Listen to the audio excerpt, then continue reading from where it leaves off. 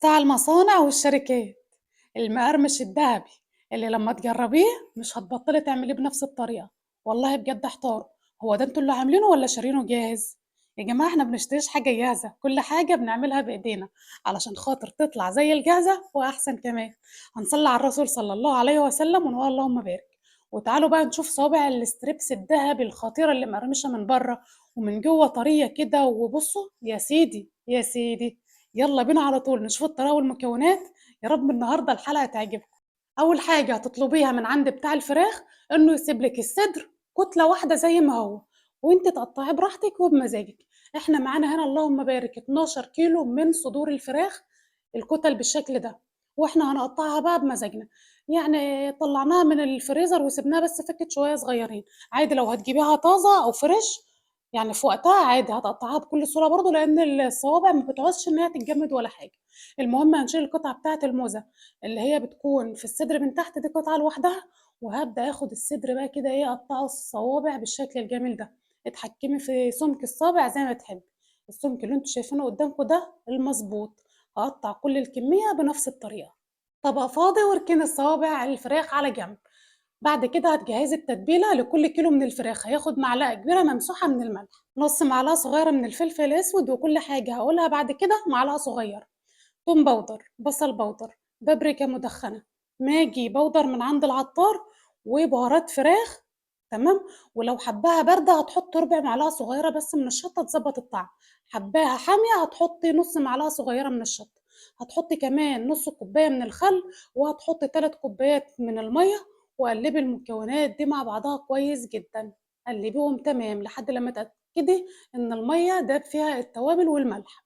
هاتي بقى صوابع الفراخ اللي قطعتيها، حطيها في التتبيلة الخطيرة دي، وهتسيبيها أقل حاجة 4 ساعات أو تبيتيها ليلة كاملة في التلاجة. بعد كده هنعمل إيه؟ هنجهز الخليط الجاف. أول حاجة معايا برضه هقولك لكل كيلو هتحطي كوباية من خليط الاستريبس اللي بنجيبه من عند العطار، نعمي بس شوية في الكبة. هتحطي معلقة صغيرة مليانة من البيكنج باودر. هتحطي كوباية من النشا، عليها 4 كوبايات من الدقيق. ده لكل كيلو صوابع ستريبس. حلو الكلام، حلو قوي. كل التوابل بقى اللي حطيناها على تتبيلة الفراخ هتحطيها على الدقيق والنشا، اللي هو التوم باودر والبصل البودر والبهارات الفراخ والماجي البودر ورشة ملح ورشة شطة. وقلبي كل الكلام الجميل ده مع بعض. هنعمل ايه كمان؟ هنبدأ بقى ان احنا نجيب الصوابع بتاعتنا بعد ما اتأكدنا ان هي اتبلت كويس. هاخد شوية من مية التتبيلة اللي الفراخ اتنقعت فيها. حلو الكلام؟ حلو أوي. لو وصلتِ معانا لحد هنا ما تنسيش تكتبي لي كلمة حلوة كده ترفع من روحي المعنوية، وتصلّي على الرسول كمان مرّة طبعًا. ودايمًا باتبسط والله بكلامكم الجميل، ربنا يجعلكم دايمًا موجودين كده في ضهري بكلامكم الحلو. وكل سنة وأنتم طيبين.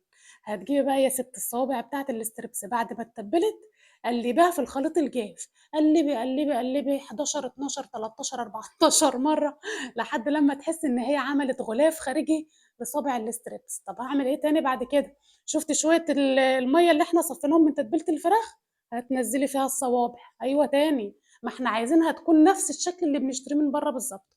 والله العظيم عايزة أقول لكم بجد كده، يعني في شخص سألني: "هو الصوابع اللي أنتم عاملينها للفراخ دي، أنتم اللي عاملينها والّا شاريينها جاهزة؟" أصل طعمها زي الجاهزة بالضبط. وبعدين دي أشكال ناس بتاعة الجاهز برضه، أومال هنوفّر إزاي؟ هنروح نشتري لنا كيلو ستريبس بالله أعلم رقمه دلوقتي وصل لكام. طب ما نعمله في البيت يا جماعة. يلا المهم، بعد ما نزلنا بقى صوابع الستريبس في المية هنرجعها تاني على خليط الدقيق. وعايزة أقول لك ما تبليش إيدك، انت اسحبي كده بمساكة من خليط السائل على الخليط الجاف، وقلبي قلبي قلبي قلبي. يعني تقريبا كده معلش احنا المجهود كله النهارده في التقليب، لحد لما تاخد بقى. بصوا بصوا الكفر بتاعها عامل ازاي. والله يا جماعة تحفة خطيرة، خطيرة. في المرحلة دي بقى بعد ما تنفّضيها من الدقيق بتاعها على الزيت على طول وهو سخن. حلو. باقلي لكم النهارده في حلة أهو، ما فيش قروان قلينا في الحلة. خلاص هاحط بقى صوابع الفراخ في الزيت وهو سخن على نار يا جماعة عالية، مش نار هادية. خلاص. مش هاقلّب ولا هاجي ناحيته خالص غير لمّا يشد وتحسّي بقى إن اللي هو الخليط مسك عليه. خلاص بقى اتطمني واتأكدي إن هو هيطلع معاكِ بالضبط مقرمش من برّه، وحتّة الفراخ من جوّه كده طرية وطعمها خطير. هاورّيه لكم. بُصّوا بقى اللون الجميل اللي الفراخ أخدته. اتفرجي على اللون والمنظر، وعلى طول هاعمل باقي الكمية بنفس الطريقة، يعني ما تركنيش صوابع ستريبس على جنب، تبّلي وغلّفي وفي الزيت على طول. طب لو أنتِ عاملة كمية كبيرة وحابة تحفظيها في الفريزر، ادّي له ربع قلية، خرّجيه وهو لونه فاتح، وسيبيه يبرد تمامًا، وبعد كده هتحطيه في صينية كبيرة وتحطيه في الفريزر يتجمد، وبعد كده عبّيه في أكياس. عايزة أقول لِك إن هو الريحة وأنتِ بتقليها والله العظيم خطيرة جدًا. بُصّوا بقى الشكل واللون عامل إزاي، بجد يا جماعة تحفة، لازم تجرّبوا صوابع الستريبس بنفس الطريقة. أكيد أنتِ عايزة تعرفي إحنا قدّمنا إيه مع الستريبس الدهبي الخطير ده، طبعًا هو كان طالع إطعام ربنا يتقبّل منا ومنكم صالح الأعمال. دي أختي كده متبرعة بالإطعام النهارده ربنا يتقبّل منها. بُصّوا بقى عملنا إيه جنب الستريبس، عملنا مكرونة وحمّرنا بطاطس وزيّنا الطبق بتاعنا بشوية بقدونس كده، وأدي شكل الوجبات الخطيرة بعد ما اتغرفت. وبألف هنا وشفا اللي راح لهم الوجبات النهارده، وكل سنة وأنتم طيبين، وأتمنى حلقتنا النهارده تكون فادتكم وعجبتكم، ومع السلامة.